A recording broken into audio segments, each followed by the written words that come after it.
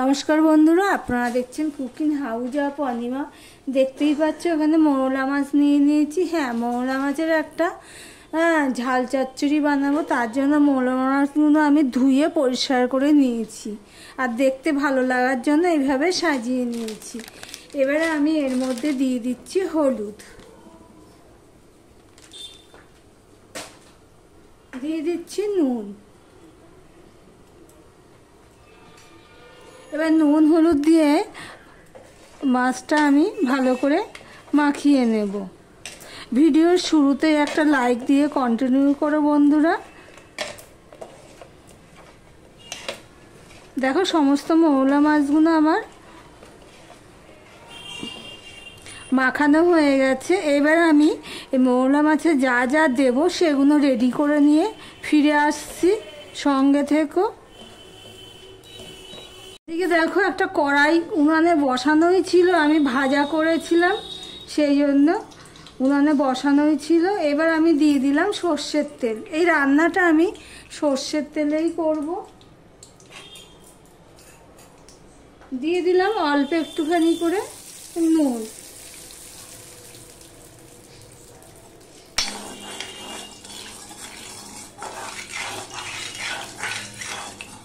এখানে আমি আলু ভাজা করেছিলাম সেই জন্য কড়াইটা। এবারে আমি যে ম্যারিনেট করে রেখেছিলাম মাছগুলো সেগুলো আমি ভেজে নেব। হালকা করে ভাজবো, বেশি মিডিয়ামে দিয়ে এরকম এপিট ওপিট করে আমি ভেজে নেব। দেখো বন্ধুরা, মাছগুলো দেখো এপিট ওপিট করে দিলাম। তেলটা যেহেতু গরমই রয়েছে এক সাইডে আমি তুলে রেখে দিলাম।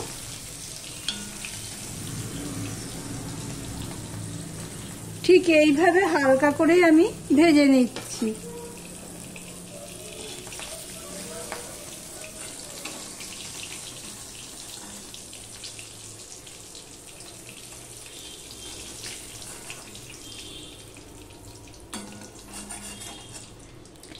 মিনিট খানিক আমি রেখে দিয়েই আবার ভেজে নিয়েছি। এবার আবারও আমি দিয়ে দিলাম, 4-5টা করেই দেবো, বেশি দেবো না, তাহলে গায়ে লেগে লেগে যাবে। সমস্ত মাছগুলো একইভাবে ভেজে নিয়েছি। এবার দিয়ে দিচ্ছি একটুখানি 5 ফোড়ন। আর এদিকে দেখো মাছের জন্য আমি কি কি কেটে নিয়েছি। আলু কেটে নিয়েছি একটা বড় সাইজের, টমেটো নিয়েছি একটা বড় সাইজের, কাঁচা লঙ্কা আর পেঁয়াজ। 5 ফোড়নটা দেখো বন্ধুরা হয়ে গেছে তোমাদের সাথে দেখাতে। এবার দিয়ে দিচ্ছি পেঁয়াজ।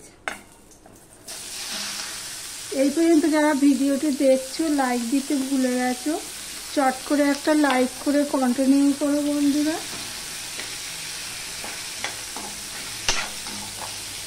তোমাদেরকে দেখাচ্ছি মাছগুলো ভাজা হয়ে গেছে। এই দেখো ঠিক এইভাবে আমি হালকা করে ভেজে নিয়েছি।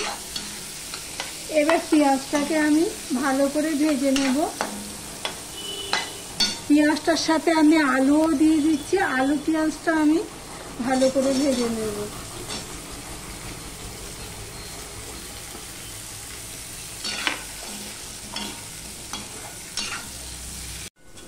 দেখো বন্ধুরা, আলু পেঁয়াজটা লাল লাল করে ভাজা হয়ে গেছে। অফ ক্যামেরাতে আমি অল্প একটুখানি নুন দিয়ে দিয়েছিলাম, তাহলে তাড়াতাড়ি ভাজা হওয়ার জন্য। এবারে যে আমি টমেটো আর 2টো কাঁচা লঙ্কা আমি দিয়ে দিলাম। টমেটো কাঁচা লঙ্কাটা দিয়েও আমি ভালো করে ভেজে নেব। একটু ঢাকা দিয়ে দিচ্ছি যাতে টমেটোটা নরম হয়ে যায়। আমি মিনিট খানিক ঢাকা দিয়ে রেখেছিলাম টমেটোটা নরম হওয়ার জন্য। টমেটোটা নরম হয়ে গেছে, যেহেতু ঢাকা দিয়ে রেখেছিলাম সেই হিসাবে।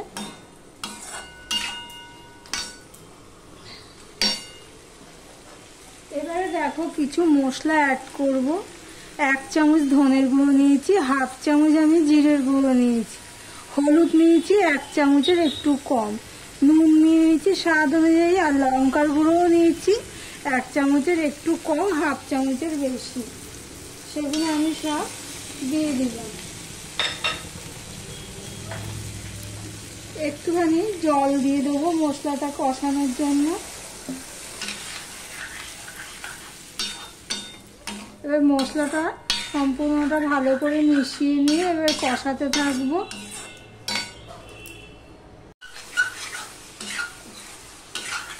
দেখো বন্ধুরা, মশলাটা প্রায় কষানো হয়ে গেছে, দেখতেই পাচ্ছ।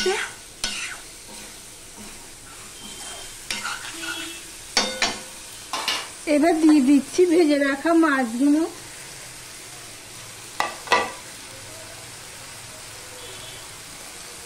এবার দিয়ে দিচ্ছি থালাটা দিয়ে একটু জল দিয়ে দিচ্ছি।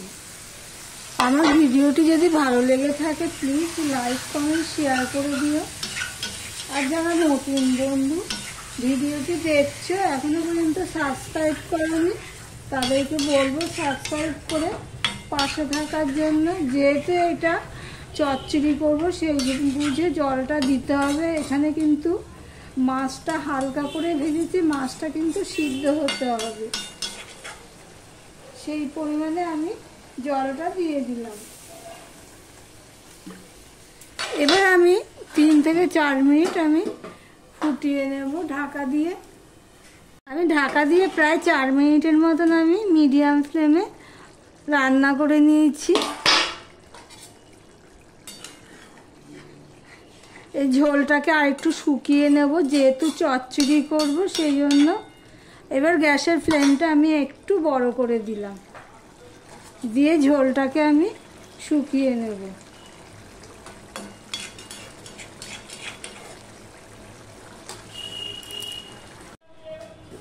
ঢাকা দিয়ে আমি রেখে দিয়েছিলাম, গ্যাসটা অফ করে দিয়ে। দেখো বন্ধুরা, দেখো কি দারুণ হয়েছে, দেখতেই পাচ্ছ। সাথে যদি থাকে ডাল, আর যারা শুকনো পছন্দ করো তো শুকনো খেয়ে নেবে। আমি তো শুকনোই পছন্দ করি, মুসুর ডাল করেছি।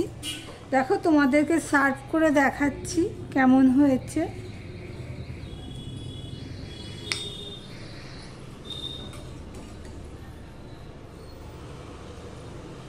একদম চচ্চড়ি, ঝাল চচ্চড়ি বলতে পারো। যাদের মুখে রুচি নেই, জ্বর জ্বারিয়ে এখন তো সব ঘরে ঘরেই হচ্ছে। আমিও অনেক দিন ভুগেছি, 10-12 দিনের উপরে ভুগেছি, এখনও বুকে কফ রয়েছে। কষ্ট করেই ভিডিও করছি, আবার ভিডিও দেখছি, মাঝে কারো ভিডিওই দেখতে পাইনি।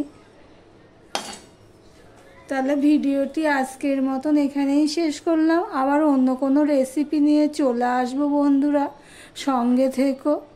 তাহলে আমার ভিডিওটি তোমাদের কাছে কেমন লাগলো প্লিজ কমেন্ট করো, একটা মিষ্টি কমেন্ট করো।